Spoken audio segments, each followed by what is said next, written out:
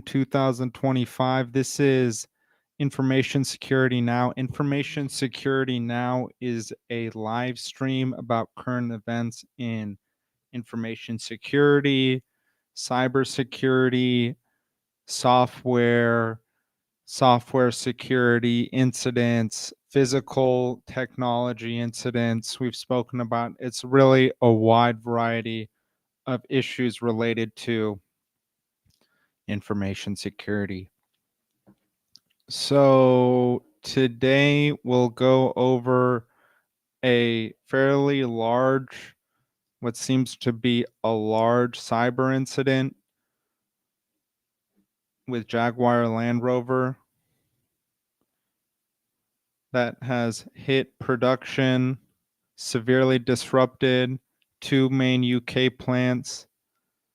The company is owned by India's Tata Motors, took immediate action in attempting to restart operations. No evidence of any customer data being stolen. And they just created a new batch of registration plates.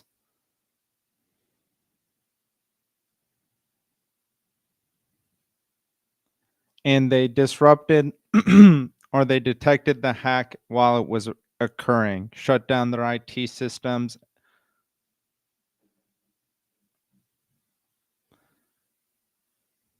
And the Halewood plant in Merseyside, were told early Monday morning not to come into work, while others were sent home. Proactively shut down systems. This seems like a good way to react. It's just deal with it. You're going to have, there's so many things happening, and it just seems like they're dealing with it. In 2023, as part of an effort to accelerate digital transformation across its business, JLR signed a 5-year, $800 million deal with corporate stablemate Tata Consultancy to provide cybersecurity and a range of other IT services. It doesn't state what occurred. Severely disrupted. It seems like it's an operation issue more so than a car issue.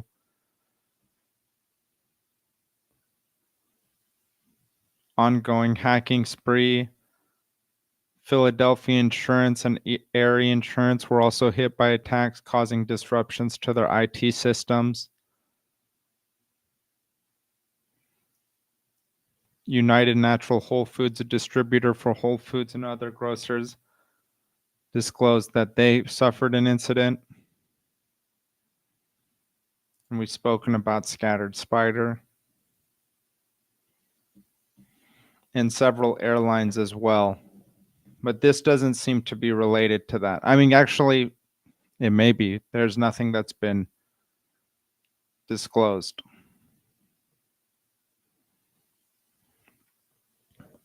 They disclosed the breach in a regulatory filing on September 1st. Okay, here, this is it. This is ACODrive.com, article by Amaya Naik, stating they believe this incident is part of a broader pattern of sophisticated attacks targeting the automotive industry. Hellcat ransomware group had already targeted JLR in separate incidents, stealing hundreds of internal documents and compromising employee data through stolen Jira credentials. So that was a previous incident. Automotive cyber attacks are rising. 735 significant incidents directly targeting the industry since 2023. More than 100 ransomware attacks in the industry, 200 data breaches in 2024 alone. Black Suit ransomware group crippled software systems used by over 15,000 car dealerships. And they resorted to pen and paper, many of them. Toyota has had breaches.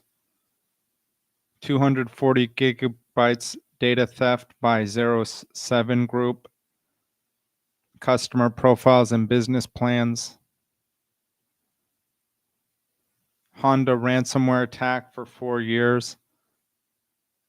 Snake ransomware attacks that disrupted global operations. Supply chain vulnerabilities. Automotive suppliers, including Denso, Bridgestone Americas, and there's actually something here on them, and Vauxhall have all suffered major breaches. This is an interesting. Why automotive industry is under siege. Quote, modern vehicles contain over 100 million lines of code and approximately 30,000 individual components, most sourced from third-party suppliers, unquote.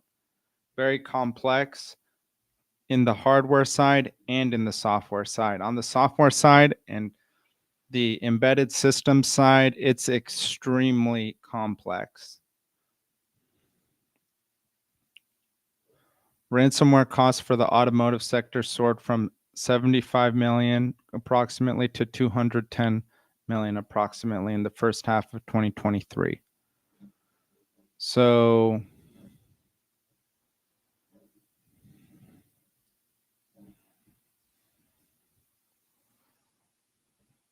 it looks as though,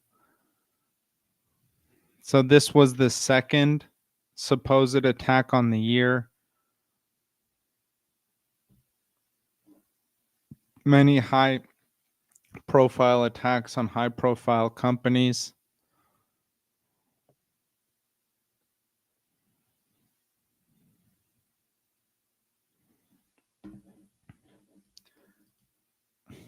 And it seems it disrupted their IT operations. There's also some other issues. So they spoke about Brighton, and I believe that we have an article on. Give me one moment. Ooh.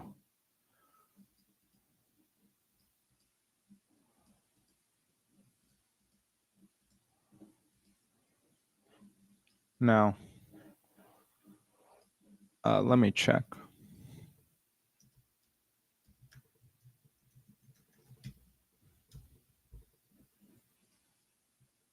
Bridgestone Americas confirmed cyber attack at some facilities. This is WRDW. 2 key plants in Aiken County, limited cyber incidents, some manufacturing facilities. Business is operating normally. It doesn't go into extent. And this was just today, or yesterday.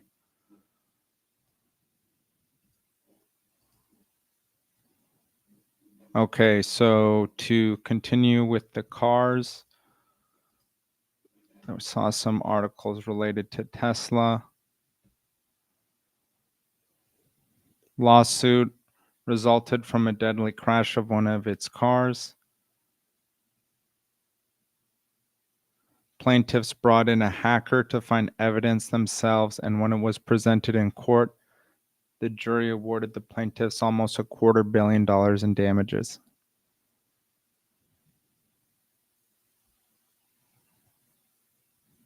Here's the case.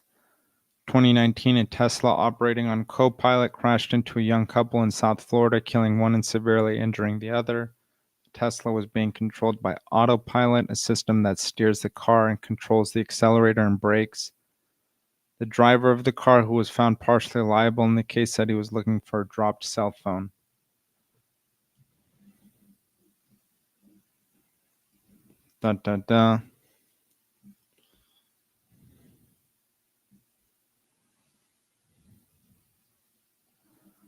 In a video, the car appears to have ignored signs, warning and stop sign as it approached a T-shaped intersection.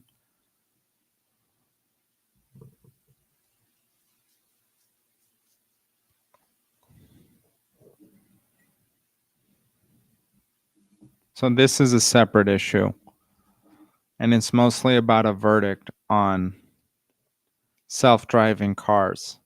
Very scary, very scary. I've spoken about it on this podcast several times about massage robots. I personally am not going to get a massage from a robot, and I've seen that as one of the use cases that is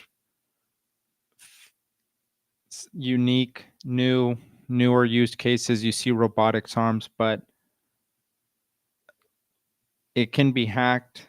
It can not understand the amount of pressure it's applying, and it can just apply more pressure. And cars, I'm sure, will be much more regulated. I think cars are such a, I'm not sure the word, widely used, already have unique standards similar to planes where they can control these autonomous machines more effectively, but there's going to be a lot of different robots that come out within the next 10 to 15 years with AI capability. And to understand the ethics, not just the ethics, but I think people talk about AI, if they get into physical AI, robotics AI, negligence is going to be a huge issue with these things. Not to say anyone's negligent, but anything short of extreme diligence is going to create havoc, which is why I'm sure a lot of regulation will likely come out. Okay, so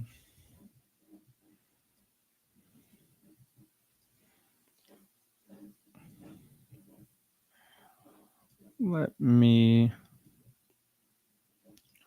One interesting thing is AI, and you've seen cybersecurity a huge part of crypto. It's a huge part. People get hacked when they have crypto. People are pretty vulnerable when a large portion of their net worth is in crypto. It's not a government backed store of value,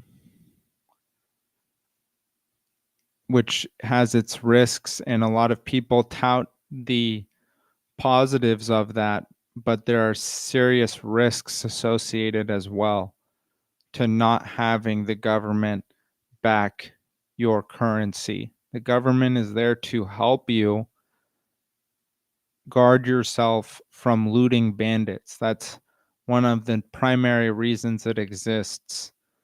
A lot of Western European civilizations sprouted from Viking conquests, and people were like, we need to join together to defend ourselves. This is according to some history podcast. And in that sense, same thing with fiat, same thing with crypto. And you can see people who have gone to crypto, they are vulnerable. They get attacked. They're on the attacked, on the potential to attack. They're just a bigger threat. Where if you have your cash stored in fiat, there's a lot more that the government can do to defend you. FDIC insurance, if something, there's a lot more. So I'll continue, but that's why. So again, the reason I brought this up is because we've seen AI heavily on the cryptocurrency side. I'm sorry, we've seen hacking heavily on the cryptocurrency side over the last 10 to 15 years. Very vulnerable demographic is older people, and we'll talk about a specific issue that seems to be arising. But AI is also really has some huge implications for cybersecurity. This article from TechRadar, AI chatbot users beware, hackers are now hiding malware in the images served up by LLMs, which is kind of a crazy thing to think about if you don't really understand software. You're an operator of software. So we'll continue. Researchers of Trail of Bits have demonstrated a method where malicious prompts are hidden inside images. and then revealed during processing by an LLM. The technique takes advantage of how AI platforms downscale images for efficiency, exposing patterns that are invisible in their original form, but legible to the algorithm once resized.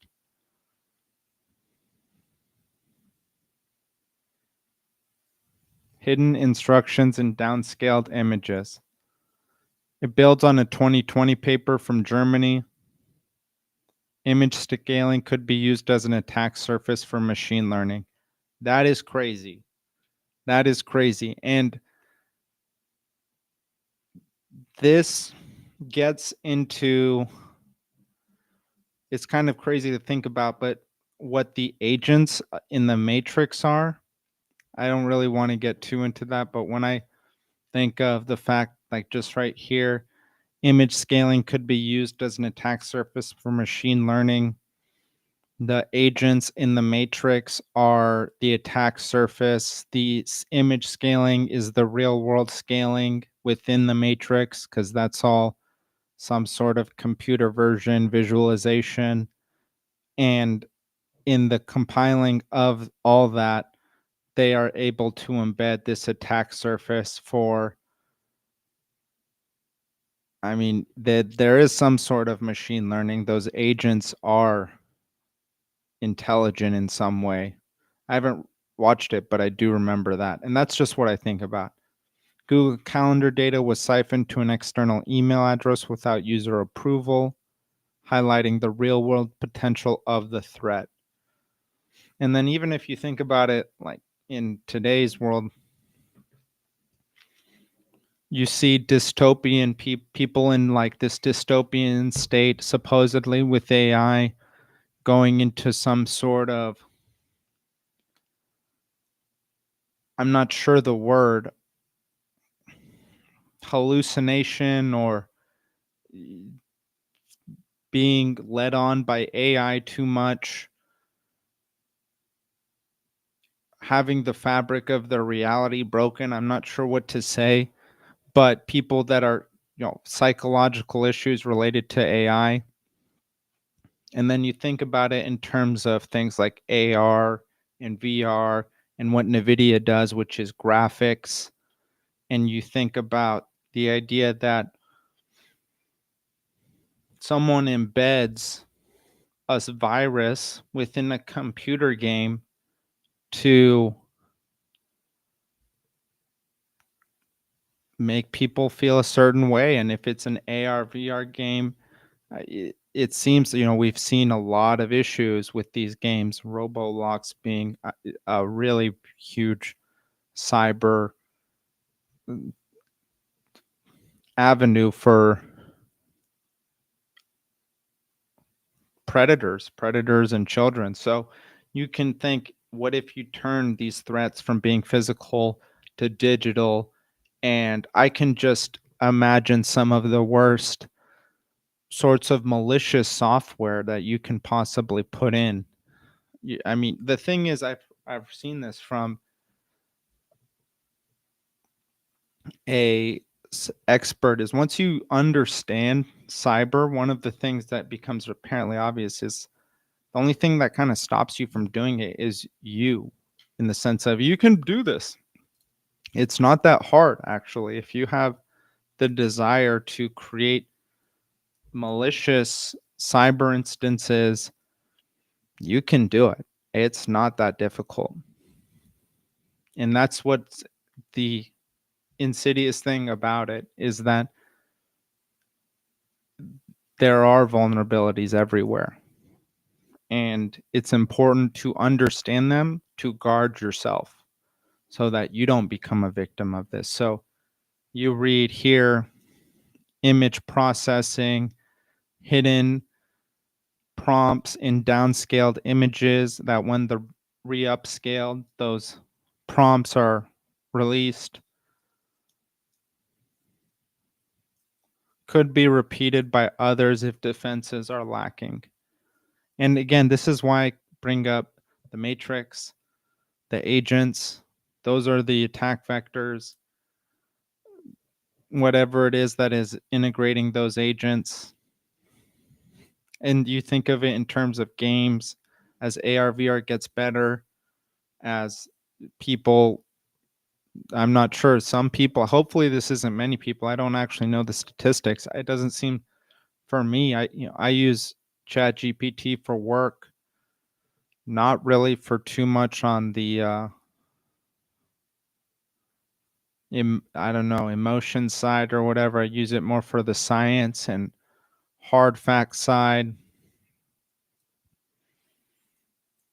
But with gaming, with AR, with VR, this could become a huge issue for people where they are looking for some sort of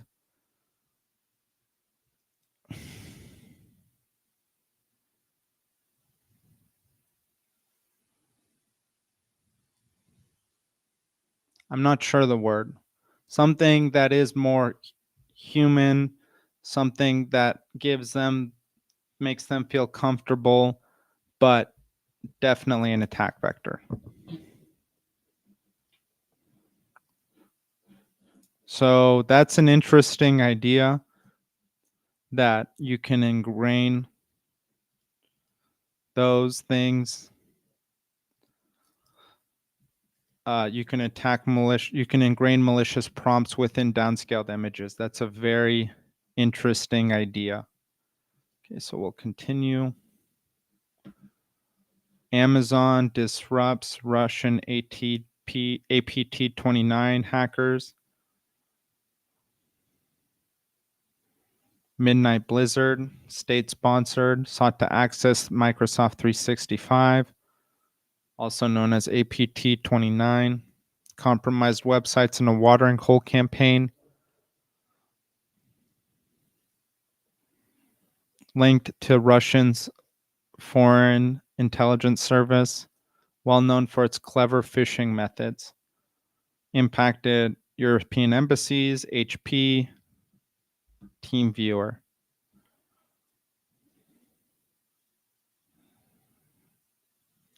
Amazon's threat intelligence team discovered domain names used in watering hole campaign after creating an analytic for APT's infrastructure. Revealed the hackers had compromised multiple legitimate websites and obfuscated malicious code using base64 encoding. APT29 redirected roughly 10% of the compromised website's visitors to domains that mimic Cloudflare verification pages. Cookie-based system to prevent the same user being directed multiple times to reduce suspicion. So let's go back and speak about watering hole campaigns and base64 encoding. So let's start with base64 encoding. Binary to text encoding schemes that transfer binary data into a sequence of printable characters. Okay. And watering hole attack. Cyber attack that compromises a website frequently visited by specific target group to infect visitors' computer with malware. Okay. That makes sense.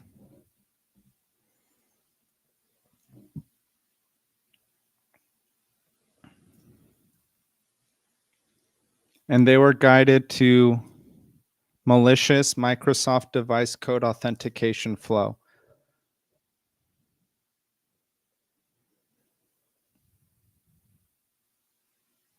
Oh, and these were apparently being done on the AWS EC2 instances.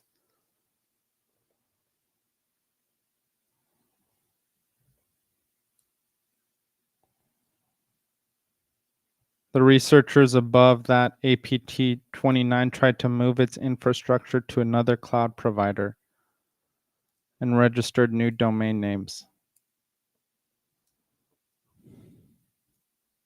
Wow. Reflects an evolution for this perpetrator.